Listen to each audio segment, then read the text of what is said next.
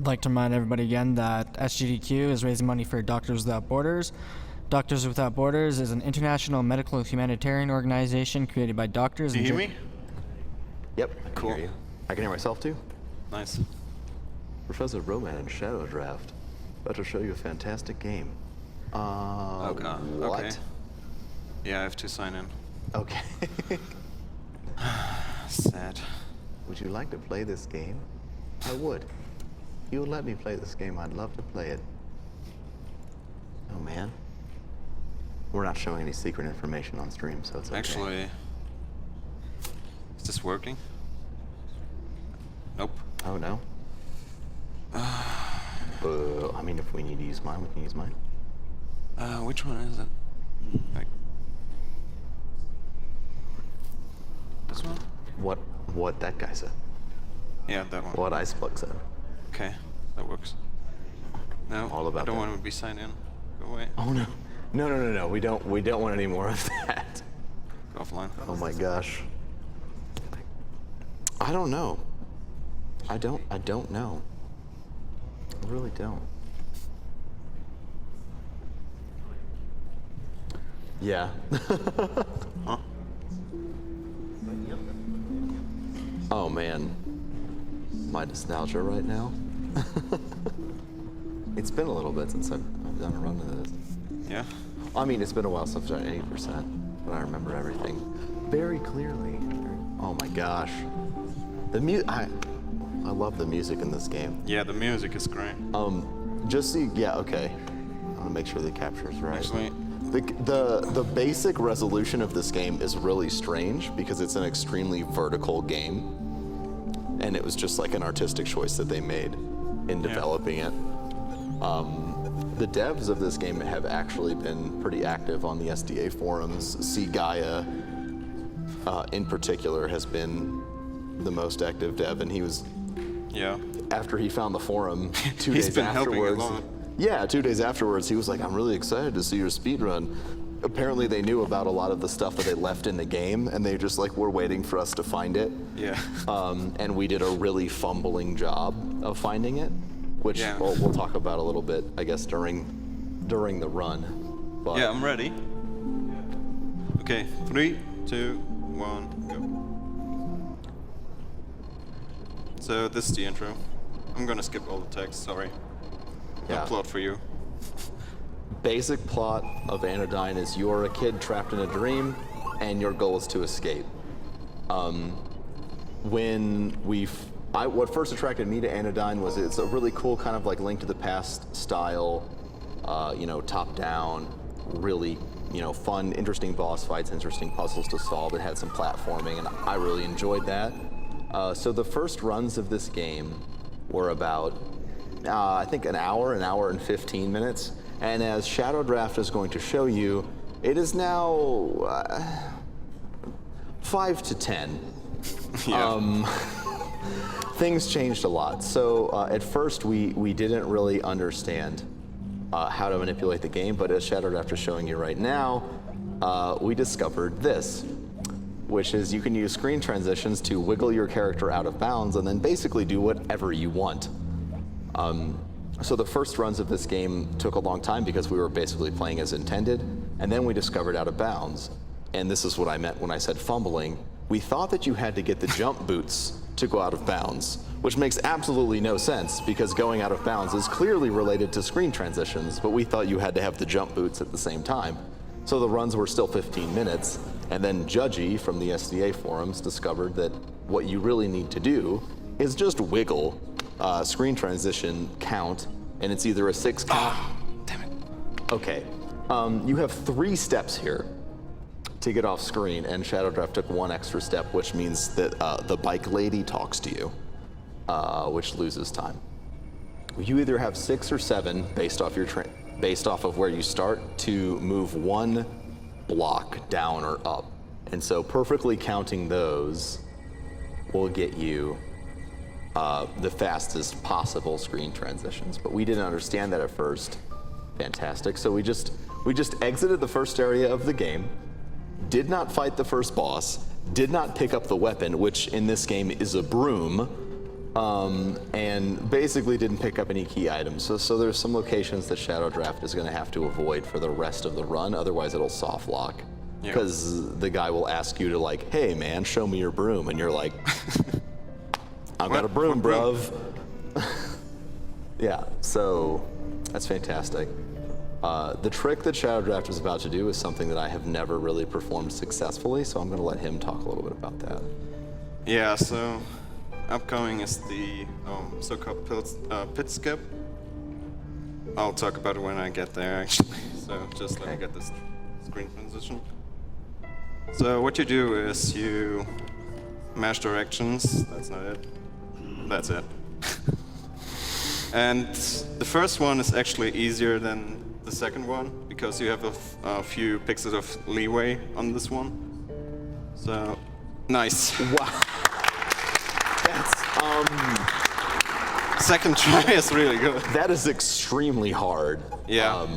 Yeah. And it only saves like 10 seconds. Yeah, it saves 10 seconds instead of going out of bounds and walking all the way around. But yeah, the pit skip was discovered by Liftning. Another Anodyne runner, who I believe is the current record holder of the game. His record is insane. Which is great. I don't know if anyone could really beat it. Because everything. It's actually up on SDA right now. Yeah, it's currently up on the SDA forums, and it's perfect. All of his screen transition counts are perfect. He doesn't make one extra screen transition. First try on the pit skip, and then directly at the end of the game. Now, you can see the 8-bit glitch going on, which this is one of literally a feature, according to the developers of the game. All right, now we're in the last part of the game. This is the end of the game. Spoilers, dude. I mean, this is a part of the game that could be close to the end.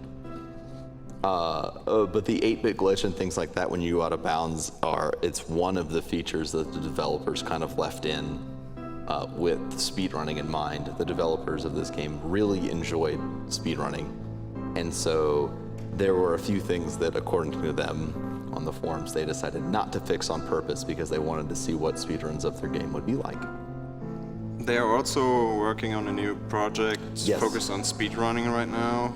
It's called Even the Ocean. It's actually 2 games in one. Yeah. I'm not sure if I got that concept right. Yeah, I don't know. I haven't kept up with that little bit. But the developers of this game are very concerned with making games that are good speedrunning games and good casual play games, which I think is actually pretty fantastic because they're kind of developing with 2 concepts in mind. So, in conclusion of the run, this game started off with an 80% run that was basically intended play and finishing it properly. Moved on to picking up some boots and killing 1 boss and finishing the game. To this, which is literally walk to the end of the game. This is the end of the game. You skip all of the plot, everything. Basically, you're this kid Briar, and you're seeking this guy. No, you're seeking Briar. This is how many times I've run this game. I forgot the actual plot. Yeah. So time's going to be very soon. Time. 6:05. It's not bad. Nice. But yeah, Anodyne is absolutely the perfect example of taking a game and saying, I really want to speedrun this game and make it as short as possible, and then after reaching like the conclusion of that, you kind of go, well, maybe a little less fast would have been more fun. But it's really nice to have a game that you've worked on go from an hour plus to the world record is around 5 minutes. Yeah. It's really fun. And here are all of the monsters, all of the bosses and characters in the game that you never met. And my favorite just scrolled by Goldman, who is literally Link. And if you talk to Goldman in the game, he's like, "Hey, I'm chopping bushes for my family. I get money from the bushes, and I use it to feed my family." So Link is he's pretty good in there. So the guys who developed this knew it. So we're doing that developer room now, yeah? Yep. All right. Okay, so I'm gonna start a new file for that, since I used the save point to be. Yeah, to be extra safe. ShadowDraft picked up a save point by the pit skip in case he died, which makes sense because that is a really hard skip. Usually you wouldn't grab that because it costs extra frames, which is literally what this game is down to. So one of the other things the developers left in is the developer room, which is where we're going to right now, and it just kind of shows off a lot of the stuff they tested when they were making the game. They really didn't mind leaving a whole bunch of crap in out of bounds. I mean, there are number blocks, drawings, all sorts of things out of bounds in the game because they expected you to go out of bounds. One of the features in this game is a broom called the swap broom, and the swap broom grabs any tile from the game and swaps it with another tile in the game. So you can walk over to the corner, grab a brick that is supposed to keep you from moving there, and just put it behind you and then walk out of bounds. So out of bounds in this game is intended. And so they left a lot of like fun and interesting stuff, which I assume they left in to encourage the exploration of the out of bounds of the game. But that, of course, like I said, was intended to be done with the swap room, not by wiggling, which is what ShadowDraft is doing here fantastically. Nope, I failed. Wiggle, wiggle, wiggle, wiggle, wiggle. I failed again. Yeah. What? Okay. So something we didn't really talk about, I mean, we mentioned a couple times, is depending on whether you're coming from the left or from the right, you want to have an exact amount of screen transitions. So I'm remembering correctly, if you're transitioning left first, it's 7, and if you're transitioning right first, it's 6. Am I doing that right? Actually, it's 6 for both. 6 from both? Yeah. Okay, so the game changed a little bit since the last time I ran it, and it's 6 regardless, and I'm a moron. Which is fine, ShadowDraft's the one running the game. I'm just here to give history, I guess. This area that we're in right now, because I just realized that you're probably like, what is this? This is the teleportation, these are the teleportation rooms. So as you go through the game, you unlock teleports to take you from like, the tree world, to the swamp world, to the water world. Yeah, this is the game hub. Yeah, this is the game hub, which we didn't use at all because we just walked to the end of the game. I forgot how ridiculous this is. It's just fantastic. This is space. There are a lot of fancy pixels, and we're just dancing across space, looking at the beautiful stars and contemplating our life. As we wiggle, what are we doing here? Why do I wiggle? What does it mean to move up or move left and right? Are we all just a pawn in this fantastic world? Are we simply moving against a backdrop of stars? That's all too philosophical. We're gonna get out of bounds here really soon and check out the dev room, which is nifty. And thank you everyone who donated for the dev room. Yeah, thank you very much. Mm-hmm.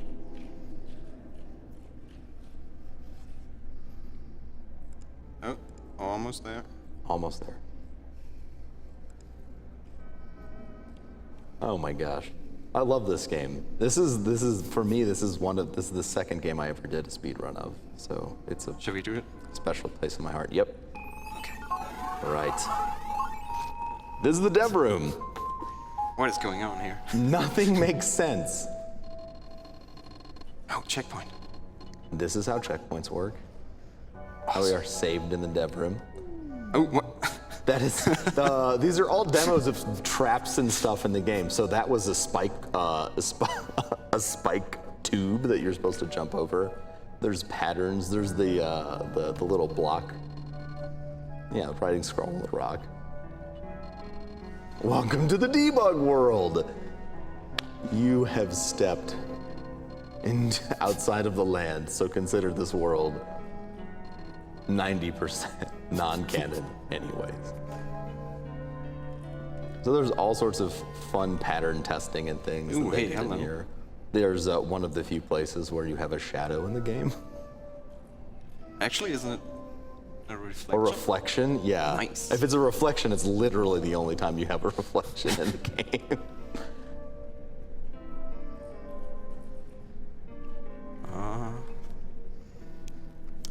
Oh no, don't want to be here yet. Not yet. No. There's another event over here. Yeah. This will be used as a placeholder animation for the card gates. Approach it twice to see the locked and opened animations. Because it's a gate, right? You can clearly see It looks it's like a gate. giant piano. And then this is totally a gate unlocking animation. And this too is a gate unlocking animation. Magic. Neither of these made it into the final game. They just made the gate disappear. Yeah. Which was what happened to the giant brown piano. Oh, Those are the speed blocks, right? I can't get there. If That's right. Oh my gosh. it's blocked. Yeah, I think Oh no. the J's are keeping you from getting there. Shoot the J. You can't. I'm not sure what this is all Button about. test. Button 1, 2, and 3. Yeah. We've explored the dev room, but obviously it's not part of the speed run, so we don't know what Oh, no, that's everything does. water. Yeah, that's water. That's fake water right there. Obviously. I can drown in here. Yeah, you can literally. Yeah, just gonna die. Yeah. There you go. Good job. This is a pit. Let's see if I can. Oh, I You can't. wiggled through the pit. Good job. I'm proud of you. Nice. Such a fantastic speedrun. Yeah, you can get there. This Oh, game hey, is hello. great. What? So this is something you didn't see in the game. There are little blocks that increase your Whoa. movement speed. These are used primarily in the circus area, which means absolutely nothing to anyone because we didn't see it. Just know that there's a big area of the game that is indeed a circus. And part of the core mechanics is moving quickly around certain obstacles. I'm not sure what this Yeah, is. the whole brown like blob plus, I have no idea. I just think maybe they were messing around and left it. Oh, Test of a screen transition using water. I mean, it's honestly, I really appreciated the idea of the dev room in this game because it gives you a look behind the scenes. It shows you Yeah. what the developers are doing just to test out objects, how they wall off areas, and their basic treatment of the game. And then like this is just like a shadow test to see how different layers interact. So Yeah, I that's- think that's the dev room. yeah, that's it. Yeah, that's it. That's Anodyne, everybody. There you go. Boom.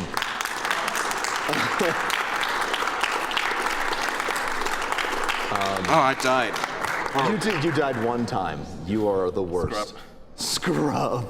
So I think Anodyne is the reason I like Anodyne is it's a perfect example of taking a game and saying I don't care how short it gets. I want to see how short we can make this run, and it ends up at around 5 minutes. So yeah, I think ShadowDraft did a fantastic job. I would have died like infinity times trying to do the pit skip. Yeah, pit skip is. It's rough. I don't like doing that. It's a lot of pretty perfect mashing. So yeah. Yeah, cool. Make sure to give ShadowDraft a follow on the Twitch Arena. If you want. On the Twitch Arena, yeah. Good stuff. What do we have next, game-wise? What do we got? We have Gianna Sisters' Twisted Dreams: Rise of the Owl Oh, nice. Overlord. All right, fantastic. We'll stick around for that. Yeah, sure. It's gonna be great. Okay, cool. All right. Thank you very much, Professor Broman and ShadowDraft, for that run of Anodyne. So up next we have Gianna Sisters. Like I just said, we're going to take a quick commercial break first.